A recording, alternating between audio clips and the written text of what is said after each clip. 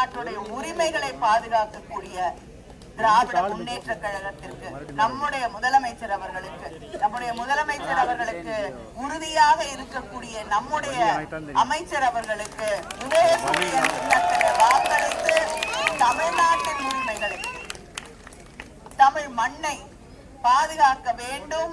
ஸ்டாலின் தொடரட்டும், தமிழ்நாடு வெல்லட்டும். மதச்சார்பற்ற முற்போக்கு கூட்டணியின் வெற்றி வேட்பாளர் அனிதா ஆர் ராதாகிருஷ்ணன் அவர்களுக்கு உதயசூரியன் சின்னத்தில் வாக்களிப்பீர்.